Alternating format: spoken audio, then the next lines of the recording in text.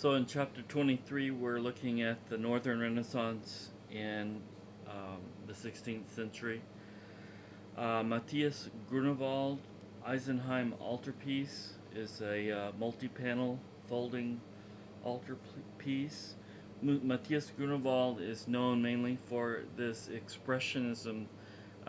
This subject, the crucified Christ, had not really been emphasized or represented in this way. The altarpiece was made for a hospital which treated people with a disease called ergotism. Ergotism came from a fungus that grew on rye and some other grains that there was no real cure for until the 17th century. This disease caused gangrene and necessitated amputations at times.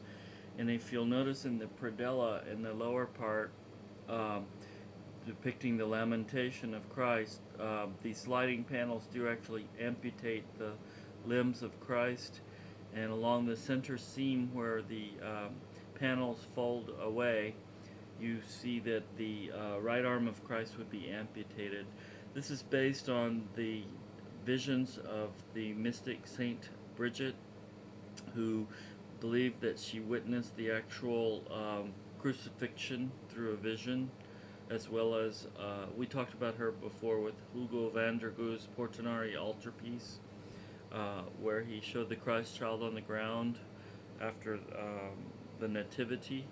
That also was from the visions of Saint Bridget.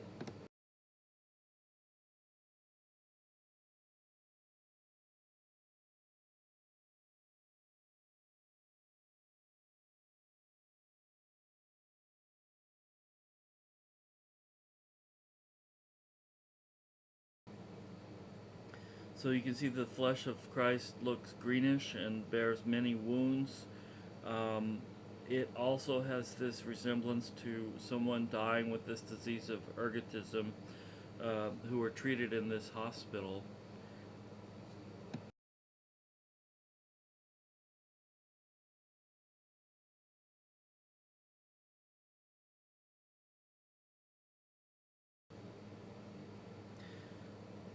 It shows, we could call this expressionism, showing intense grief and emotion.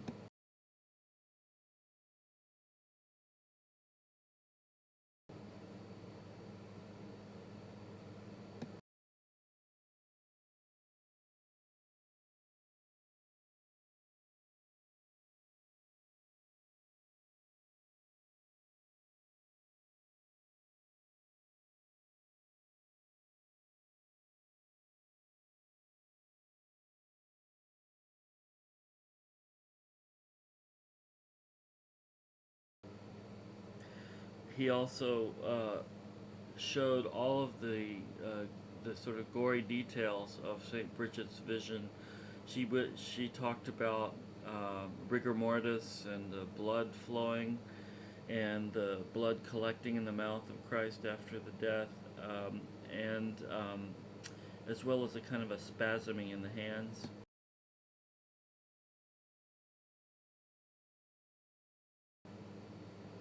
The effect of a physical effect of rigor mortis.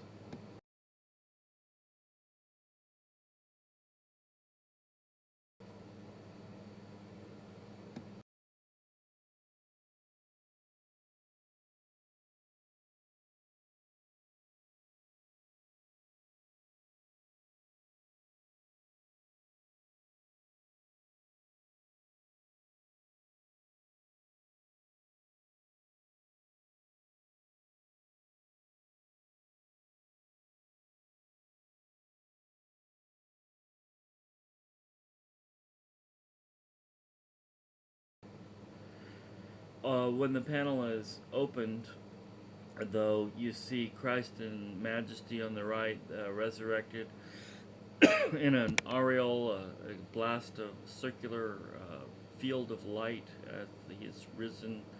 Um, on the left is an Annunciation scene, and the center two panels show an angelic concert, basically a vision of heaven.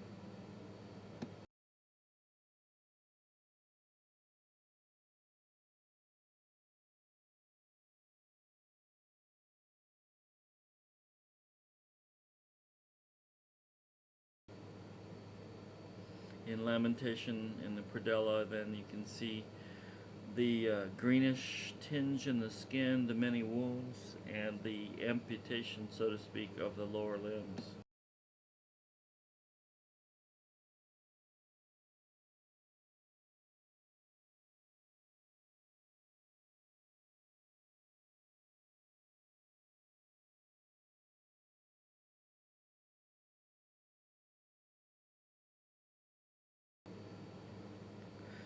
The Leonardo of the North, sometimes he's called Albrecht Dürer's self-portrait from 1500.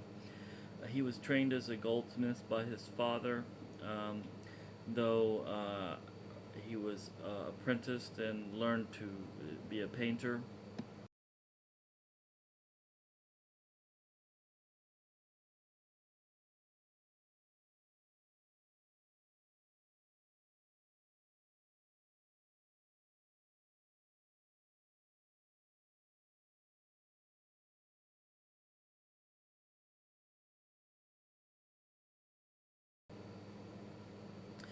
He is one of the important printmakers of this time. In fact, his personal fortune was based mostly on his printmaking. This is the Four Horsemen of the Apocalypse, a woodcut.